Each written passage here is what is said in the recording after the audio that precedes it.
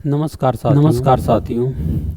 आइए आज हम लोग बात करते हैं प्रमुख रूप से एक प्रमुख विषय पॉलिटिकल साइंस के संदर्भ में, जो कि उस विषय के संदर्भ में जो यूपीएससी से संबंधित तमाम प्रकार के राजनीति शास्त्र पर पूछे जाते हैं। और हम लोग विशेष रूप से फर्स्ट सेमेस्टर संबंधित जो यूपीएच में पूछे गए प्रश्न है, उस पर हम लोग चर्चा कर रहे हैं। उसी से संबंधित आज का एक प्रश्न है।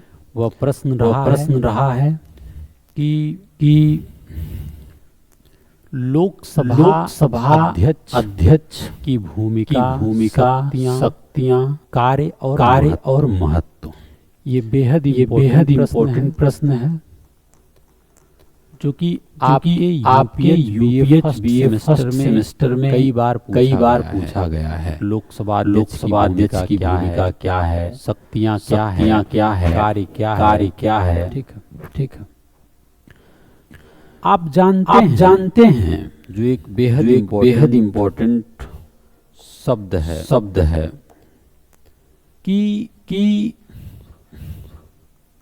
हम भारत के लोग जो संविधान की प्रस्तावना में है, इनके द्वारा प्रत्यक्ष रूप से चुने हुए मेंबर जो लोगों की सभा है, जो लोगों की सभा है, यानी कि लोकसभा, वहां पर भाग लेते हैं। ठीक है।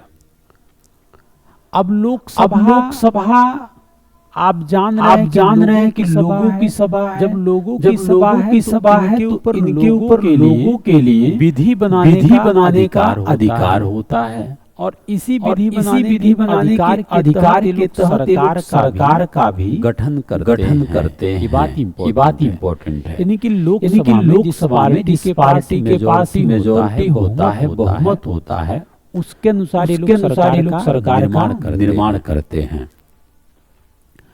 अब मामला क्या है? तो इस प्रकार देश की सर्वोच्च पंचायत की अगर मैं बात करूं, जैसे आप जानते हैं विधायी, कार्यकारी और न्यायपालिका में जैसे व्यवस्था है, पर बिल्कुल आप देखेंगे सर्वोच्च न्यायपालिका है। ठीक उसी प्रकार जो देश में विधायी विधि बनाने की व्यवस्था है, जो पार्लियामेंट है, संसद है, उस संसद में लोकसभा, राज्यसभा, राष्ट्रपति, तीनों एलिमेंट यानी तत्व मिलते हैं। तो जो लोकसभा का मामला है, लोकसभा के कार्यों के संचालन के लिए लोकसभा अध्यक्ष जिम्मेदार होते हैं। और आप ये भी देखते हैं कि लोकसभा अध्यक्ष के पास एक सीमित शक्ति ही है। जब कभी साधारण विधेयक के संदर्भ में दोनों चाहे लोकसभा हो या राज्यसभा हो, दोनों सदनों के मध्य जब गतिरोध की स्थिति हो जाती है, तो ऐसे विधेयक पर आर्टिकल 108 के तहत ज्वाइंट सेशन बुलाकर उसकी पूरी कार्यवाही का संचालन करना, ताकि गतिरोध खत्म हो सके।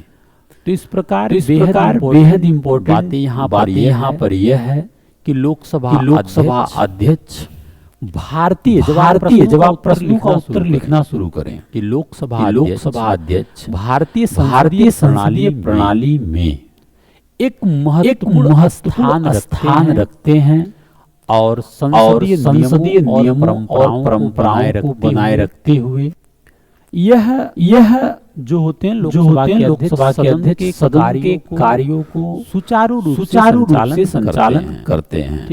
ठीक है।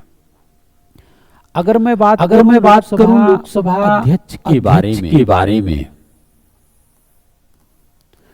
तो लोकसभा अध्यक्ष भारत की संसद के निचले सदन, यानी लोकसभा के जो लोकसभा है निचला सदन, इसके पीठासीन अधिकारी के रूप में निर्वाचित होते हैं। लोकसभा के मेंबर ही लोकसभा के सारे मेंबर ही मिलकर के लोकसभा अध्यक्ष को निर्वाचित करते हैं।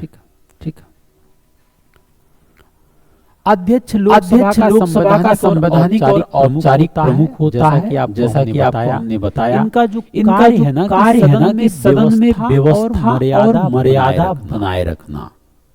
लोकसभा में कामकाज का संचालन करने तथा सुनिश्चित करने के लिए उत्तरदायी होते हैं। ताकि विधायी प्रक्रिया आप जानते हैं कि पूरी तरीके से मेजॉरिटी लोकसभा में सरकार बनता है और इस पूरे कार्यों के संचालन के लिए जिम्मेदार होते हैं।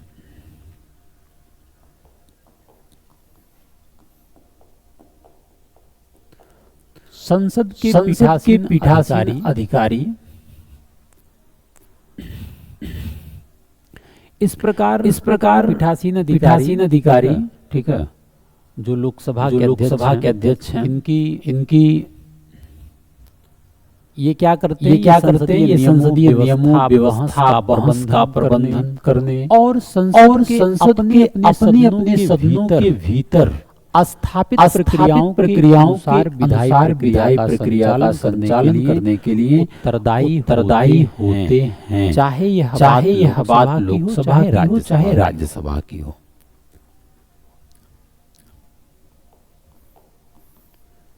अगर मैं बात करूं लोकसभा अध्यक्ष के चुनाव के संदर्भ में, तो अध्यक्ष का चुनाव द्वारा अपने सदस्यों के बीच से ही किया जाता है। इसका अर्थ ये है कि वहां पे केवल मौजूद हैं जो मौजूद सदस्य ही लोकसभा के अध्यक्ष के रूप में चयनित होने के पात्र हैं। ठीक है। ये सब राजनीतिक दल पे निर्भर करता है, जिस राजनीतिक दल का उस लोकसभा में बहुमत है।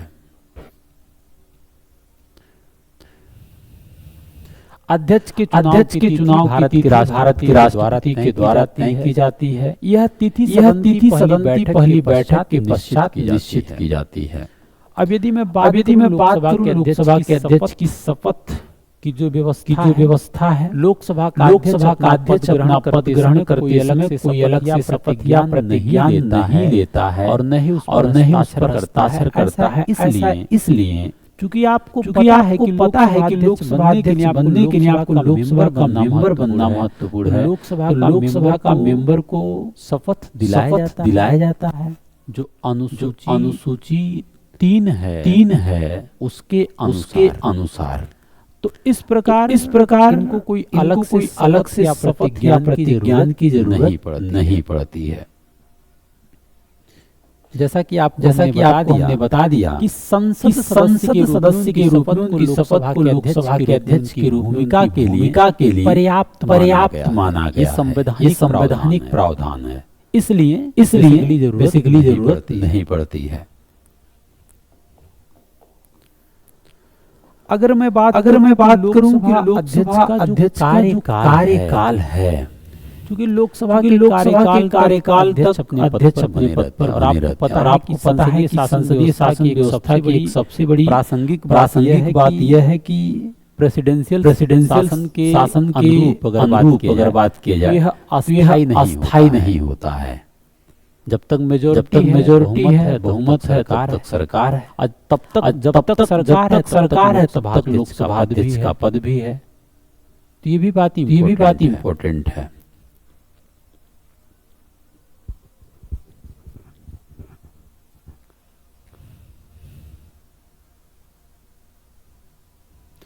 अच्छा, एक बात बेहद इम्पोर्टेंट है जो आप लिखिए, तो ये भी आप मेंशन करिए। लोकसभा का अध्यक्ष ऐसा तो नहीं है कि अगर वो लोकसभा का मेंबर नहीं है तो उसको लोकसभा का अध्यक्ष नहीं बनाया जाएगा। बिल्कुल कोई प्रश्न ही नहीं है लोकसभा का अध्यक्ष बनाया जाए। तो ये बात इम्पोर्टेंट है कि लोकसभा का अध्यक्ष जो है, ठीक है, अपने कार्यों के लिए पूरी तरीके से लोकसभा की क्रियाविधि पर निर्भर है।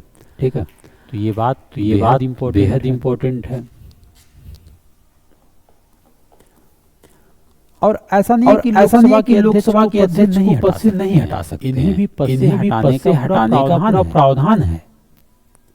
इन्हें भी पद से हटाने का प्रावधान है। ठीक है।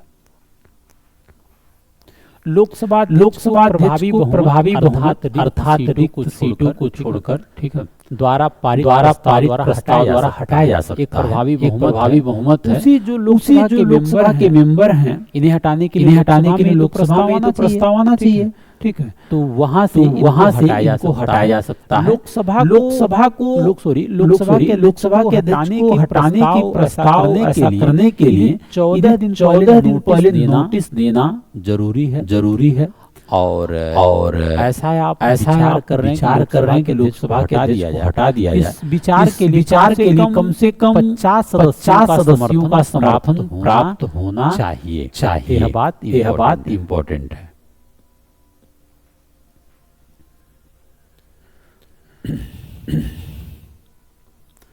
अगर मैं बात करूं लोकसभा अध्यक्ष का वेतन और भत्ते, तो अध्यक्ष को संसद द्वारा निर्धारित नियमित वेतन और भत्ते मिलते हैं। लोकसभा अध्यक्ष के वेतन भत्ते भारत की निधि पर भारित होते हैं। ठीक है। और देखिए एक बात यहाँ बेहद इम्पोर्टेंट है कि लोकसभा के अध्यक्ष का जो वेतन भत्ते हैं, इनकी स्वतंत्रता और निष्पक्षता को बनाए रखने के लिए संचित निधि पर भारित किया गया। ठीक है, ये बात इम्पोर्टेंट है। ठीक है, तो ये है लोकसभा से संबंधित कार्यप्रणाली और संबंधित प्रश्न।